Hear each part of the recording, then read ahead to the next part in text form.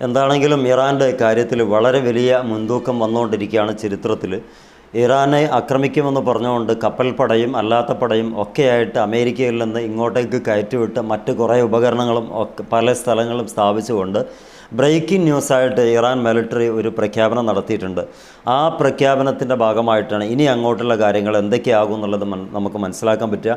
Trump urged Islamic Republic of Iran to respond to his deal demanding surrender. IRGC have now rejected Trump's deal. അഥവാ ഇറാൻ്റെ നിരുപാധികമുള്ള കീഴടങ്ങൽ അല്ലെങ്കിൽ യുദ്ധം വേണ്ട എന്ന് പറയുന്ന ഒരു സ്റ്റേറ്റ്മെൻറ്റ് ലോകത്തിന് മുമ്പിൽ നിങ്ങൾ പ്രഖ്യാപിക്കണമെന്ന് ആയത്തുള്ള ഖാംനിയോട് പറഞ്ഞപ്പം അത് റിജക്റ്റ് ചെയ്യാനാണ് ഞങ്ങൾ ആഗ്രഹിക്കുന്നത് എന്നും പറഞ്ഞ IRGCയുടെ സ്റ്റേറ്റ്മെൻറ്റ് വന്നിട്ടുണ്ട്. ഇത് ഇറാൻ മിലിറ്ററിയുടേതാണ്. ഇതിൽ കൃത്യമായിട്ട് ചിലപ്പം കാണുന്നുണ്ടാവും, എങ്കിലും നേരെ തിരിച്ചാണ് കാണുക, സെൽഫി ക്യാമറ ഉപയോഗിക്കുന്നതുകൊണ്ട്. ഇത് എന്താണെന്ന് പറഞ്ഞാൽ ഈ അമേരിക്കയെ സംബന്ധിച്ചിടത്തോളം ഇറാനെ അടിക്കണം അല്ല അടിക്കാതിരിക്കണം, ഇത് രണ്ടിൻ്റെ ഇടയിൽ പെട്ടിരിക്കുകയാണ്. എന്നാലോ അല്ലെങ്കിൽ പേടിപ്പിക്കാതെ പോകാനായിട്ട് പറ്റില്ല. ആ ലെവലിലാണ് അമേരിക്ക ഇപ്പോൾ ഉള്ളത്. അതുകൊണ്ട് തന്നെ ഒരു സറണ്ടർ ചെയ്യുകയാണെങ്കിൽ നമ്മളതിന് ഓക്കെയാണ്.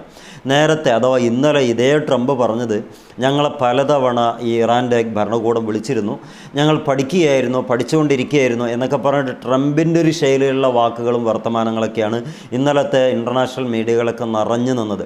പക്ഷേ ഇന്ന് ഏറ്റവും ഹൈലൈറ്റഡ് ആയിട്ട് വാർത്ത വന്നിരിക്കുന്നത് ഇറാൻ്റെ പ്രതികരണമാണ്.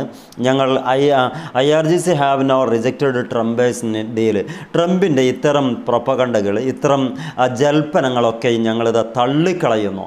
നിങ്ങൾ യുദ്ധത്തിനാണ് വന്നത് എന്നാണല്ലോ പറയുന്നത്, യുദ്ധം ചെയ്യൂ, ആർക്കാ ജയിക്കേണ്ടതെന്നറിയാലോ എന്ന നല്ല അജയ്യമായിട്ടുള്ള ഒരു റെസ്പോൺസാണ് അങ്ങോട്ട് കൊടുത്തിട്ടുള്ളത്, അഥവാ ഒരു മറുപടിയാണ്. ഇതാണ് ഈ ഇപ്പം നടന്നുകൊണ്ടിരിക്കുന്ന ഏറ്റവും വലിയ വാക്ക് തർക്കങ്ങളിൽ മികവുറ്റതായിട്ട് ഇപ്പോൾ എല്ലാ മാധ്യമങ്ങളും കാണിച്ചുകൊണ്ടിരിക്കുന്നത്. ചാനൽ സപ്പോർട്ട് ചെയ്യാൻ താല്പര്യമുള്ളവരൊന്ന് സബ്സ്ക്രൈബ് ചെയ്യുക, അതേപോലെ തന്നെ ലൈക്ക് ചെയ്യുക, എന്തെങ്കിലും ഒന്ന് നിങ്ങളുടെ വകയായിട്ട് എഴുതിയിടുക. ഈ ചാനലിൻ്റെ സപ്പോർട്ടീവിന് വേണ്ടിയിട്ട് മാത്രമാണ്. അപ്പോൾ മൊത്തത്തിൽ ഈ വാർത്തയുമായിട്ട് അനുബന്ധ കാര്യങ്ങളൊക്കെ വന്നത് ഇറാനെ സംബന്ധിച്ചിടത്തോളം പേർഷ്യൻ ഗൾഫ്, അതുപോലെ തന്നെ ഈ GCC രാജ്യങ്ങൾ എന്ന് പറയാൻ മുന്നും ബാക്കും ഫ്രണ്ടും ബാക്കുമാണ്. അത് ഞങ്ങളുടേതായിട്ട് ഞങ്ങൾ സൂക്ഷിക്കാൻ വേണ്ടി ശ്രമിക്കും.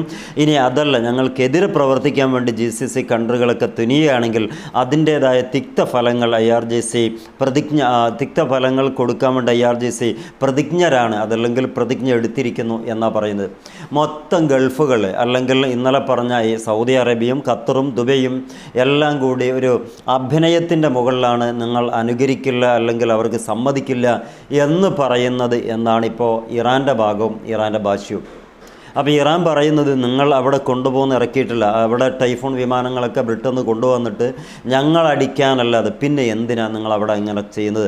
ഒരു ഡിപ്ലോമാറ്റിക് ധാരണ നമുക്കുണ്ടായിരുന്നെങ്കിൽ നയതന്ത്ര ബലത്തിൽ നമുക്ക് കാര്യങ്ങൾ മുന്നോട്ട് പോകാൻ പറ്റുമായിരുന്നല്ലോ. പിന്നെ എന്തിനാണ് ഇവിടെ ഇത്തരം വിമാനങ്ങളൊക്കെ കൊണ്ടുവന്നത് എന്ന ചോദ്യം കൂടിയും IRGC ഉയർത്തുന്നുണ്ട്. അതും ഒരു ന്യായമായ ചോദ്യം തന്നെയാണ്. ടൈഫോൺ എന്ന് പറയുന്ന അത്യാധുനിക സംവിധാനങ്ങളുള്ള ഈ യുദ്ധവിമാനം ഇറാൻ്റെ ഖത്തറിൻ്റെ അൽ ഉദൈദ് വിമാനത്താവളത്തിൽ പാർക്കിംഗ് ചെയ്തിരിക്കുന്നുണ്ട്. എന്തിനു വേണ്ടിയിട്ടാണ് ഈ സമയം അവിടെ കൊണ്ടുവച്ചത്? നമ്മളും നിങ്ങളും തമ്മിൽ നല്ല ബന്ധങ്ങളാണ്. അതുമാത്രമല്ല, പഴയ കാലത്ത് നമ്മൾ ഒരുപാട് ഉപകാരം ഞങ്ങൾ ചെയ്തു തന്നിട്ടുണ്ട്. എന്നിട്ടും നിങ്ങളിൽ വിശ്വസിക്കാതെയാണോ കാര്യങ്ങൾ നടത്തിയത് ഇത്രനാൾ എന്നൊക്കെ പറയുന്ന 2025 കാലത്തെ സമ്മതമെടുത്തിട്ടാണ് ഞങ്ങൾ അവിടത്തേക്ക് മിസൈൽ അയച്ചത് വരെ കൃത്യമായി IRGC ഒരു വലിയൊരു നോട്ടായിട്ട് എഴുതി വിട്ടിട്ടുണ്ട്. അപ്പം നിങ്ങൾ അഭിനയിക്കുകയാണ്. സത്യത്തിൽ ഇന്നലെ ആ ഒരു വീഡിയോ ചെയ്തപ്പോൾ തന്നെ താഴെ ഒരുപാട് സുഹൃത്തുക്കൾ കമൻറ്റ് ചെയ്തിരുന്നു, ഖത്തറിനെ വിശ്വസിക്കാൻ കഴിയില്ല, ഖത്തർ ഇതും പറയും അതിൻ്റെ അപ്പുറവും പറയും, പക്ഷേ ഉള്ളുകൊണ്ട് അമേരിക്കയുടെയും ജൂതൻ്റെയും കൂടമേ അവർക്ക് നിൽക്കാൻ കഴിയുള്ളൂ. അതേ മറുപടിയാണ്, അതേ നിരീക്ഷണമാണ് ഇപ്പോൾ IRGCയും നടത്തിയത്, അഥവാ ഇറാൻ റവല്യൂഷണറി ഗാർഡ് സൈന്യം നടത്തിയിട്ടുള്ളത്. അവർ പറയുന്നത് ഒറ്റ കാര്യമേ ഉള്ളൂ, നയതന്ത്രപരമായിട്ട് ഡിപ്ലോമാറ്റിക്കായിട്ട് നമുക്കിടയിൽ ഒരു പ്രശ്നമില്ലെങ്കിൽ പിന്നെ എന്തിനവിടെ ടൈഫോൺ വിമാനങ്ങളൊക്കെ കൊണ്ടുവന്ന് അവിടെ സ്ഥാപിച്ചു? അതിൽ നിന്ന് ഞങ്ങൾക്ക് മനസ്സിലാക്കാം നിങ്ങൾ ആരുടെ കൂടെയാണ്. എഴുത്തിലൂടെ വാറോലയുടെ നമ്മളെ കൂടെയാണെന്ന് പറഞ്ഞാൽ ഞങ്ങൾക്കത് അംഗീകരിക്കാൻ കഴിയില്ല എന്നും, അതുകൊണ്ട് തന്നെ ഞങ്ങളെ ഡ്രോണുകൾ നിങ്ങൾക്ക് മീതെ പറക്കാൻ സാധ്യതയുണ്ട് ഡ്രോൺ എന്തിനാണ് പറത്തുന്നത്? ഇവരുടെ രഹസ്യ കാര്യങ്ങളൊക്കെ ചോർത്തിയെടുക്കാൻ വേണ്ടിയിട്ടാണ്. ഡ്രോണുകൾ പറക്കാൻ സാധ്യതയുണ്ട് എന്ന് പറയുമ്പോൾ നേരത്തെ അബ്രഹാം ലിങ്കൻ്റെ കപ്പലിൻ്റെ മുകളിലൂടെ ഡ്രോണുകൾ പറത്തി വിജയം വരിച്ചവരാണ് ഈ ഇറാൻ എന്ന് പറയുന്നത്. ലോകത്തെല്ലാ ആളുകൾക്ക് ഇത് കാണിച്ചു കൊടുത്തു. അവിടെയുള്ള ഓരോ വിമാനങ്ങളുടെയും ഓരോ ഡ്രോണുകളുടെയും ചിത്രങ്ങൾ എടുത്തു പറഞ്ഞു, ഇന്നെന്ന സ്ഥലത്താണ് ഇപ്പോൾ അബ്രഹാം ലിങ്കൻ ഉള്ളത്, കൃത്യമായി ഞങ്ങൾ വാച്ച് ചെയ്യുന്നുണ്ട്. ഇതേ രീതിക്കാണ് അൽ ഉദൈദിനെ കുറിച്ചും ഇപ്പോൾ IRGC ഇപ്പോൾ പുറത്തേക്ക് വിടുന്നത്. IRGCക്ക് പറയുന്ന കാര്യത്തിൽ കുറച്ച് മിടുക്കുണ്ട് എന്നുള്ളതാണ്. കാരണം അവർ വെറുതെ പറഞ്ഞിടുന്നില്ല, കാര്യങ്ങളൊക്കെ ഭംഗിയാക്കി തന്നെയാണ് പറയുന്നത്. മൊത്തം ഈ ഖത്തർ വലിയൊരു പ്രതിസന്ധിയിലേക്കാണ് IRGCയുടെ ഈ പ്രഖ്യാപനം വന്നതോടുകൂടിയുള്ളത്. കബളിപ്പിക്കുക എന്ന ഒരു രീതിയാണ്, അഥവാ നമ്മളുടെ ആക്ടിംഗ് ആണ്. ഖത്തർ ഈസ് ആക്ടിങ് നൗ എന്ന് പറയുന്നുണ്ട്. ഖത്തർ ഇപ്പോൾ അഭിനയിച്ചു കൊണ്ടിരിക്കുകയാണ്. സത്യത്തിൽ ഖത്തർ അഭിനയിക്കുന്നതാണോ എന്ന് തോന്നിപ്പോകുന്ന രീതിക്ക് ഒരു ഉപോത്ബലകമായിട്ടുള്ള ഒരു സംഭവം അവിടെ ചെയ്തു വെച്ചത്, ഈ ബ്രിട്ടൻ്റെ ടൈഫോൺ എന്ന് പറയുന്ന യുദ്ധവിമാനത്തെ കൊണ്ടുവന്ന് അവിടെ പാർക്ക് ചെയ്തു.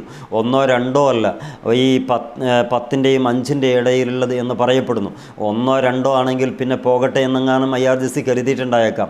പക്ഷേ ഇത്രയും സംവിധാനങ്ങളൊക്കെ അവിടെ കൊണ്ടുവന്നിട്ട് ഞങ്ങൾക്ക് അനുകൂലമാണ് നിങ്ങളെന്ന് പറയുമ്പോൾ ഇച്ചിരി ബുദ്ധിമുട്ടുണ്ട് നിങ്ങളെ പറയുന്ന കാര്യത്തെ അപ്പടി തൊണ്ട തൊടാതെ വിഴുങ്ങാൻ എന്നാണ് IRGC പറയുന്നത്. ഇപ്പം പ്രതിക്കൂട്ടിലേക്ക് ഖത്തർ വരാൻ സാധ്യത ഉണ്ട് എന്നുള്ളതാണ് മറ്റു മാധ്യമങ്ങളും പറയുന്നത്.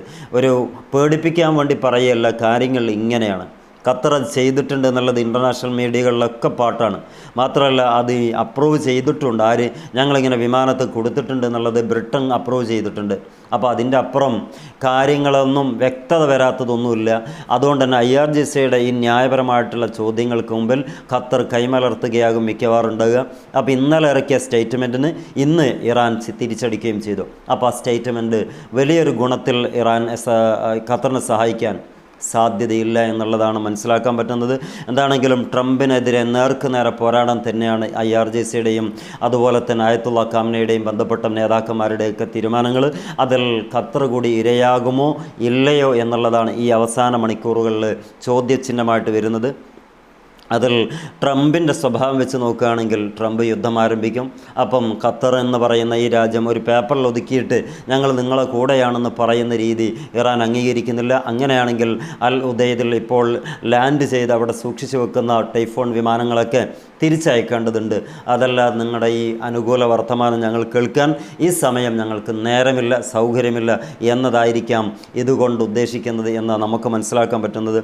എന്താണെങ്കിലും യുദ്ധം നീങ്ങിപ്പോകാനുള്ള സാധ്യത കുറഞ്ഞു വരുന്നു എന്ന് മനസ്സിലാക്കാം. സറണ്ടർ അഥവാ കീഴടങ്ങുക, അല്ലെങ്കിൽ ഞങ്ങൾ ആ യുദ്ധത്തിന് ആഗ്രഹിക്കുന്നില്ല, നമ്മൾക്ക് ഒരു കരാറുണ്ടാക്കിയിട്ട് കാര്യങ്ങളൊക്കെ മുന്നോട്ട് കൊണ്ടുപോകാം എന്ന് പറഞ്ഞാൽ മാത്രം മതിയെന്ന് ട്രംപ് പറയുമ്പോൾ ട്രംപിനും ആകെ അക്കിടി പറ്റിയെന്നാണ് തോന്നുന്നത്. കാരണം ട്രംപ് വിചാരിച്ച പോലെ കാര്യം നടക്കൂല എന്ന് ഉറപ്പായപ്പോഴാണ് ട്രംപിൻ്റെ കാല് മുകളിലും ഇറാൻ്റെ കാല് താഴെയാക്കിയിട്ട് ട്രംപ് വിജയിച്ചു, അവർ കീഴടങ്ങിയതുകൊണ്ട് ഞങ്ങളിതാ പോരുന്നു എന്നെങ്ങാനും പറഞ്ഞിട്ട് അവിടുന്ന് സ്ഥലം കാലിയാക്കാനുള്ള ഒരു തീരുമാനം തോന്നുന്നു. എന്താണെങ്കിലും ട്രംപും പെട്ടു, ഖത്തറും പെട്ടു എന്നുള്ളിടത്തേക്ക് IRGCയുടെ പുതിയ റിപ്പോർട്ട് വരുമ്പം നമുക്ക് മനസ്സിലാവുന്നു.